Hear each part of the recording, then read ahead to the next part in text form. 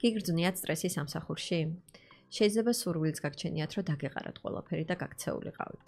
გალაფის კვლევის მიხედვით ადამიანების 57% ამბობს, რომ სტრესს განიცდის ყოველდღიურად სამსახურში, რაც დამეთანხმებით ალბათ რომ ძალიან ბევრია. შემდეგი რამდენიმე წუთის განმავლობაში მინდა გაგიზიაროთ 3 ყველაზე გავრცელებული სტრესორი და თითოეულის მართვის მეთოდი. ალბათ არ გაგიკვირდებათ თუ გეტყვით, რომ ყველაზე გავრცელებული სტრესორი ეს არის ბევრი საქმე და ცოტა დრო.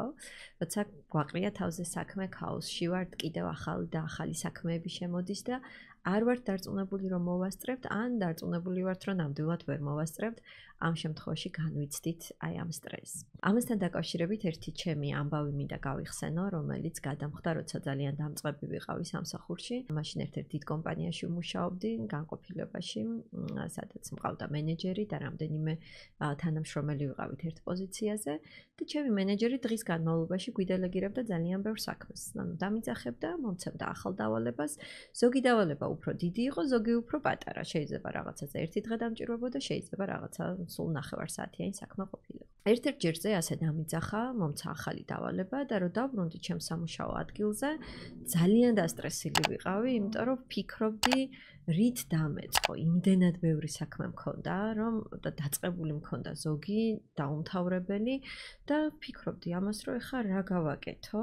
ძველი გავაგრძელო, ეს ახალი დავიწყო თუ რა ვქნა.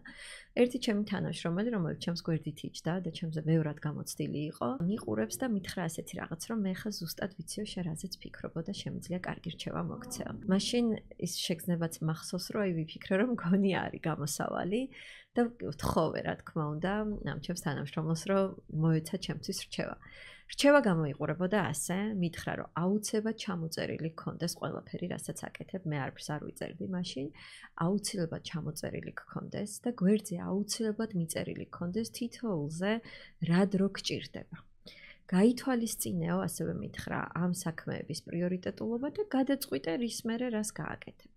შემდეგ ჯერზე, როცა დაგიძახებს მენეჯერი, აუცილებლად ამ ფურცლით მიდიო.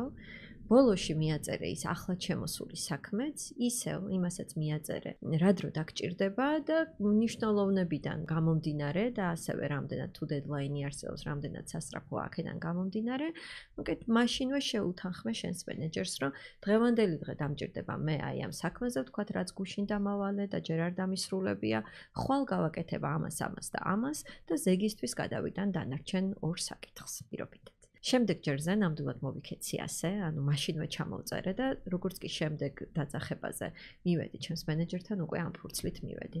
დღემდე მახსოვს ის შეგრძნება, როგორც შემცირდა ჩემი სტრესი, იმიტომ რომ შეთანხმებული მქონდა მენეჯერთან და ძალიან ესეთი რეალური ვადები მქონდა უკვე განსაზღვრული ჩემი საქმეებისთვის. შესაბამისად, თუ თავს გრძნობთ ქაოსში, თუ ბევრი საქმე გაქვთ და ცოტა დრო გაქვთ, ძალიან მნიშვნელოვანია, რომ პირველ რიგში ჩანიშნული გქონდეთ ყველაფერი, რაც გასაკეთებელია, დაპრიორიტეტებული გქონდეთ, დაპრიორიტეტება ზოგადად ხდება 2 საკითხის გათვალისწინებით, რამდენად სასწრაფოა ეს საქმე და რამდენად მნიშვნელოვანია.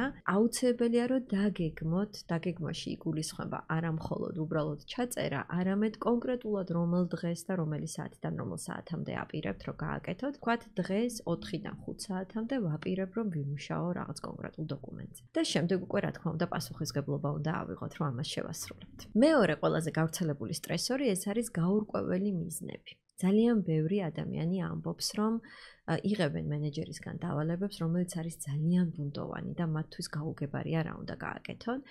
ხშირ შემთხვევაში თანამშრომლები თავს იკავებენ შეკითხვებისგან, იმიტომ რომ ეშინიათ რომ მენეჯერმა არ იფიქროს, რომ რაღაცა უარყოფითად არ იფიქროს მათზე, რომ რატო სვავ შეკითხვებს, ესე იგი არ იცი ხომ, მსგავსი უკავშირის ეშინიათ ზოგ შემთხვევაში, ამიტომ არ სვამენ შეკითხვებს და საბოლოო ჯამში აღმოჩნდება, რომ ვერ გაიგეს რა უნდა გაეკეთებინათ და არასწორი შედეგი დადეს. რა თქმა უნდა, აქ ორივე მხარის ძალიან დიდი პასუხისმგებლობა, პირველ რიგში მენეჯერის პასუხისმგებლობა თუ გაურკვეველი დავალება გასცა, თუმცა ასევე თანამშრომლის პასუხისმგებლობაცაა თუ გაურკვეველი დავალება მიიღო. ამიტომ არ მოგერიდოთ, რომ დასვათ შეკითხვები შინაარსთან დაკავშირებით, ვადებთან დაკავშირებით, იმიტომ რომ ესეც არის ხშირად სტრესორი, რომ შინაარსი შეიძლება გასაგები იყო, მაგრამ ბუნდოვანი იყო, როდისთვის იყო გასაკეთებელი და მე ჩავთვალე, რომ როცა დრო მექნებოდა, მაშინ გავაკეთებდი, არა და მენეჯერმა მეორე დღეს მომკითხა და რო არ მაქვს გაკეთებული, ამაზე მივიღე უარყოფითი უკავშირი, ხო?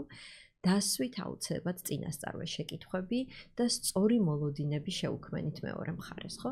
თუ მენეჯერი გეუბნებათ, რომ ეხლავე გასაკეთებელია, აუცილებლად უთხარით სამაგიეროდ რას ვერ გააკეთებთ და რისი ვადა გადაიწევა, ხო? რა თქმა უნდა, ხანდახან შემოდის უფრო პრიორიტეტული საქმეები და გვიწევს, რომ ახლავე გავაკეთოთ და ნაკლებად პრიორიტეტული გადავდოთ, მთავარია ამის კომუნიკაცია შედგეს.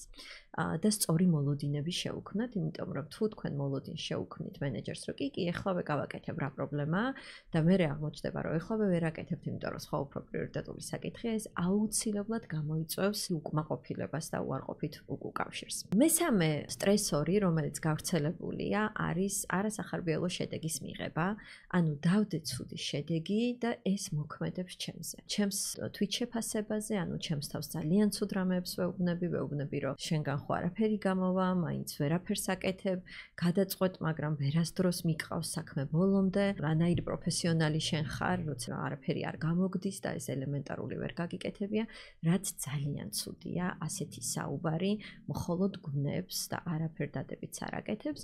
ერთი გასააზრებელი აქ არის, რომ წარუმატებლობა არის ჩვეულებრივი ამბავი, ყველა ადამიანს აქვს ეს განცდილი და ყველა კიდევაც მომავალშიც განვიცდის და ეგ ჩვეულებრივი ყოველდღიურობა. თავარია მე ამას როგორ შევხედავ. არც ის არის სწორი, რომ მე ამას შევხედო ისე, რომ თვალები დავხუჭო, სირაქლემას პოზიციაში ჩავდგე და ვთქვა, რომ არც არაფერი არ მომხდარა, კაც ყველაფერი კარგად არის, რა თქმა უნდა, ესეც არასწორია. მნიშვნელოვანია, რომ სიმართლე შევხედო თვალებში და ვთქვა, რომ დიახ, ეს არ გამოვიდა კარგად, დიახ, ცუდად გავაკეთე, ნამდვილად არ არის კარგი, რაც გავაკეთე და მაშინვე ჩემ თავს უნდა ვკითხო, რომ რა ვისწავლი ამ გამოცდილებიდან და რა შემიძლია ხვალ გავაკეთო უკეთესად. თუ მე მოვახერხე, რომ ასე გავაკეთო, მაშინ ის ჩემი წარუმატებლობა იქნება წინ გადადგმული ნაბიჯი და არა უკან გადადგმული ნაბიჯი. თუმცა მე თუ ეს ვერ მოვახერხე და მე თუ ჩემს თვით შეფასებაში გადავიტანე ეს და ჩემს თავს თუ ვუთხარი, რომ არ ვარ საკმარისად კარგი, ეს აუცილებლად ძალიან დიდი უკან გადადგმული ნაბიჯია, იმიტომ რომ მე мотиваცია აღარ მექნება, რომ კიდევ ვცადო. არადა ძალიან მნიშვნელოვანია, რომ როცა წავიქცევით, აუცილებლად მაშინვე უნდა ავდგეთ და კიდევ უფრო დაჟინებული ნაბიჯებით გავაგრძელოთ წინსვლა, როცა ეს ჩვენთვის მნიშვნელოვანია.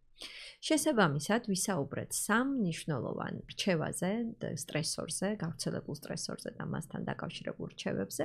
პირველი ეს იყო ბევრი საქმე და ცოტა დრო და აქ თქვით, რომ ჩანიშნა დაპრიორიტეტება და სწორად დაგეგმა, რას ვაკეთებ და როდის ვაკეთებ, რომელ დღეს, რომელი საათიდან, რომელ საათამდე, რომ არის ძალიან მნიშვნელოვანი.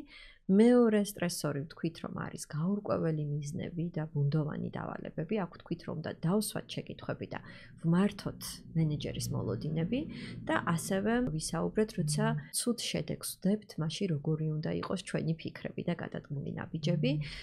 ეს უნდა მივიღოთ მოცემულობად და უნდა გავაგრძელოთ გზა მიღებული გამოცდილებით. ძალიან მნიშვნელოვანია, რომ აღმოაჩინოთ თქვენ ყველაზე მეტად რა გიქმნით აი ამ სამსახურებრივ სტრესს. დაგვიწერეთ კომენტარებში კიდევ რა თემაზე ისურვებდით მსგავსი ვიდეოების მოსმენას.